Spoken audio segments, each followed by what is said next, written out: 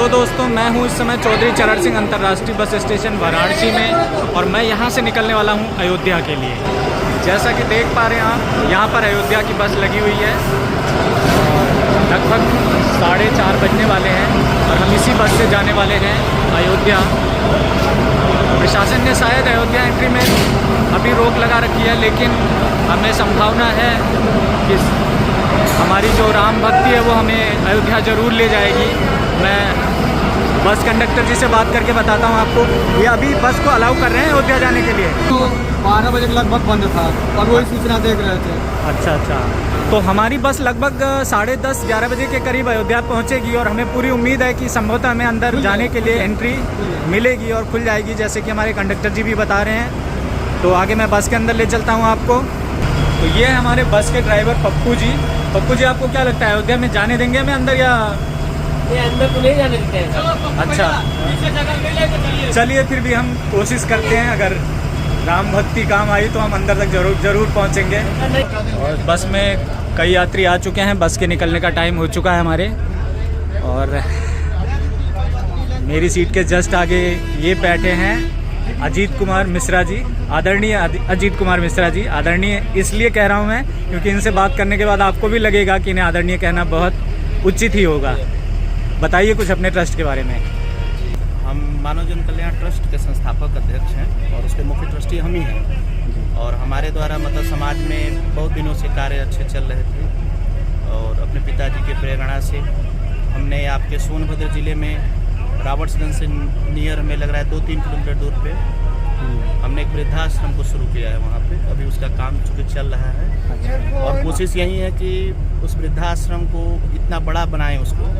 अभी फ़िलहाल में 280 खाट का हम लोगों ने काम वहाँ पे शुरू किया है और उसी के साथ साथ वहाँ पे थोड़ी सी दूरी पे एक ज़मीन हमने और भी लिया था जिस पे गरीब विकलांग बच्चों के लिए हम विद्यालय बनाए उस पर हम। अच्छा, बाबतपुर में भी कुछ आपने? बाबतपुर में भी हम काम शुरू करना चाहते हैं अपना। अच्छा, वहाँ पे भी बच्चों के लिए ही है। अच्छा, विकलांग बच्चों के लिए। तो ये मुहिम चल रही है हमारी जी। और ये बहुत ही सराहनीय कार्य, मानव जीवन को एक जो जीवन का उद्देश्य होना चाहिए उसको बहुत ही उम्दा तरीके से जी रहे हैं भाई साहब। इसीलिए मैंने इनको पहले आदरणीय कहा था। अपने जीवन को असल में राम भक्ति और मर्यादा पुरुषोत्तम के बताए हुए रास्ते पे चलने का ये बहुत ही अच्छा माध्यम चुना है इन्होंने, इसलिए मैं इनको सैल्यूट करता हूँ। और इस जीवन को सार्थक हमें भी करना है, इसलिए हम इस तरह की यात्राएं करते रहते हैं। मैंने आपको पहले भी कहा है, मंजिलों से ज़्यादा रास्ते मुझे प्रिय हैं क्योंकि रास्ते में ऐसे हमें तमाम लोग मिलते रहते हैं। और अभी हमें 2 भाई और मिले हैं, मैं आपको उनसे भी मिलवाता हूँ। ये 2 भाई हैं, हरियाणा से आ रहे हैं। एक्चुअली ये दिल्ली आए, दिल्ली से अयोध्या जाने का इनका पूरा मन था, लेकिन कल 22 जनवरी को आपको जैसा कि पता है सारे रूट डाइवर्ट थे, तो इनको बनारस के लिए डाइवर्ट कर दिया गया था। ये लखनऊ में भी शायद इनकी ट्रेन नहीं आनी थी, तो कानपुर होते हुए ये बनारस आए और कल इन्होंने जो दिवाली का पर्व जनवरी महीने में मनाया वो बनारस में मनाया और अब ये फिर से अयोध्या धाम के लिए, राम मिलन के लिए काफ़ी उत्सुक हैं और मेरे साथ ये भी चल रहे हैं अयोध्या। इनके साथ साथ मैं भी इसी उम्मीद में हूँ कि हम प्रभु राम की कृपा हम पे हो और हम अयोध्या जाके रामलला के दर्शन कर पाएँ। जैसा कि देख पा रहे हैं हमारी बस स्टार्ट होते होते अभी बंद कर दी गई है क्योंकि ऊपर से शायद कुछ आदेश आया है। अयोध्या शहर में बिल्कुल एंट्री नहीं है, खाली बसें ही लेके वहाँ जा सकते हैं, यात्रियों से भरी बस वहाँ अलाउड नहीं है। देखिए, हम संघर्षशील तो हैं अभी, क्या पता प्रभु राम जो है हमें ज़रूर आने दें वहाँ पे, क्योंकि 8-10 लाख की संख्या में वहाँ पे लोग इकट्ठे हो चुके हैं। इसलिए अभी जो है बस के निकलने का टाइम 4 बजे का था, लेकिन 4 बजे तो क्या अभी 5 बजने वाले हैं, बस का कुछ पता नहीं लग रहा है। इनको कुछ इंस्ट्रक्शन मिला है कि बस अभी नहीं ले जाना है, देखिए आगे क्या होता है। सो जैसा कि आप देख पा रहे हैं, बहुत ही मशक्क़त के बाद सारी बसें कैंसिल हो गई हैं। अयोध्या के रूट पे कोई भी बस नहीं जा रही है, सारे रूट डाइवर्ट हो चुके हैं, इवन ट्रेनें भी नहीं जा रही हैं। तो हम काफ़ी मशक्क़त के बाद ये एक बस मिली है हमको, राम रथ, जो तैयार हुए हैं हमें सुल्तानपुर तक ले जाने के लिए। तो यहाँ से फ़िलहाल मैं सुल्तानपुर के लिए निकल रहा हूँ। आगे का स्ट्रगल रात में देखते हैं क्या करना पड़ता है।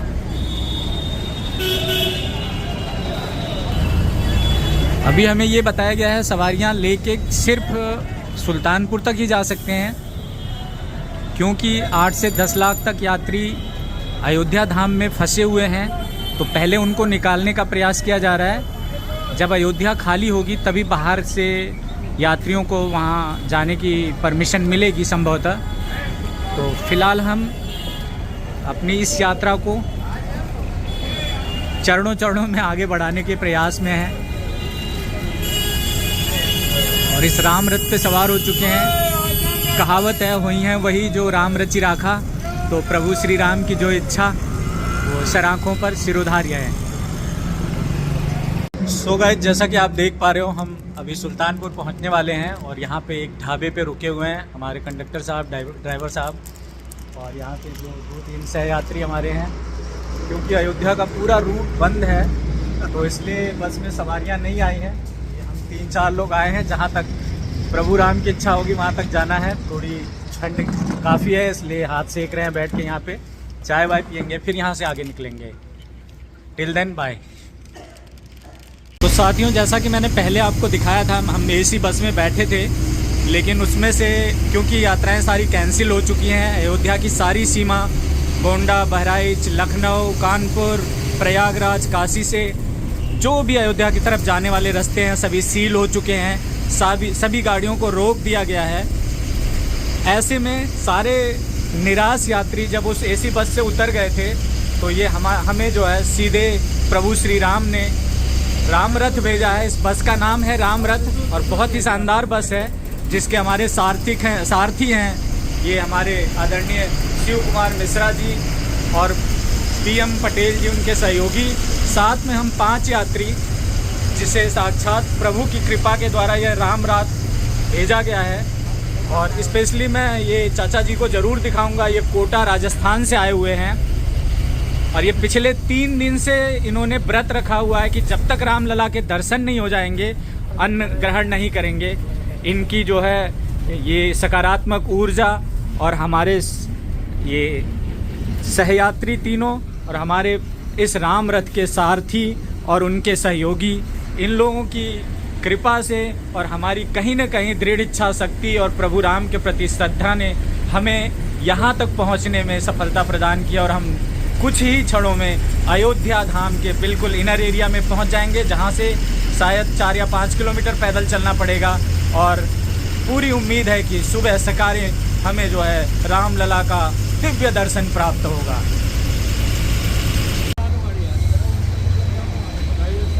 और आप देख पा रहे हैं, ये है वो राम रथ जिससे हम फाइनली अयोध्या की इस पावन भूमि पे पहुंच पाए हैं।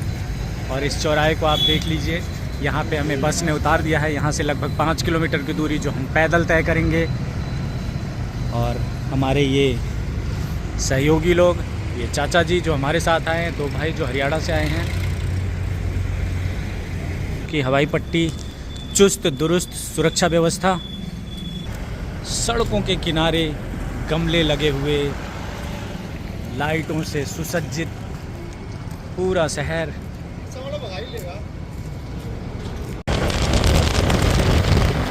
दिव्य नज़ारा है अयोध्या धाम का, प्रभु श्री राम की नगरी। पूरे रास्ते के बीच के डिवाइडर आप देख सकते हैं, फूलों से सजाया गया है। चारों तरफ लाइटें चमक रही हैं। थोड़ी धुंध की वजह से वीडियो हो सकता है उतना क्लियर ना आए, लेकिन बहुत ही भव्य और सुंदर नज़ारा। सड़कों का लगभग 12-15 किलोमीटर पहले से ही सड़कों को इस तरह सजाया गया है। अभी भी ताजे फूलों की खुशबू, प्रभु राम के कटआउट्स रोड के दोनों तरफ, बहुत ही दिव्य नज़ारा प्रस्तुत है। सब रात भर खुले रहेंगे। तो ये श्री राम भद्राचार्य जी के राम कथा स्थल से कुछ ही दूरी पर बना हुआ अमृत महोत्सव टेंट सिटी, जिसके गेट पे इस समय मैं खड़ा हूँ और ये ब्लॉगिंग कर रहा हूँ। और हम अंदर टेंट सिटी में जाने का प्रयास कर रहे हैं। आगे पूरा टेंट सिटी बसा हुआ है, जिसमें राम भक्तों के लिए रहना और खाना ये सब मुफ्त में आयोजित किया गया है यहाँ पर।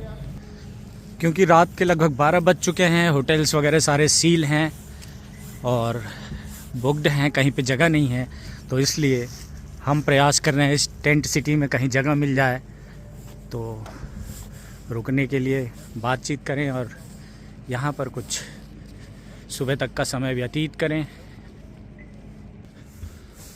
ये है टेंट सिटी का रूम जिसमें आप देख सकते हैं 2 बेड लगे हुए हैं, टॉयलेट।